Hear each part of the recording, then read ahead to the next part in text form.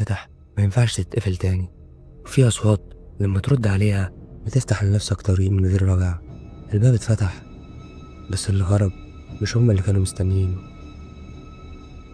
في فجر اليوم السابع، وائل صحى على صوت حجر بيتزحلق.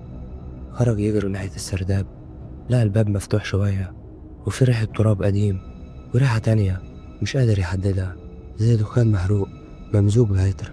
وائل نادى: يا دكتور سامح، يا هاني، لكن مفيش صوت بيرد. بس جوه الباب كان في خطوات بتمشي ببطء في اتجاهه.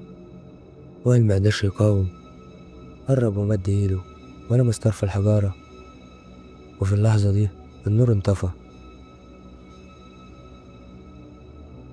والهواء برد لدرجة التجميد، وصوت جاي من جوه قال: دخلت خلاص.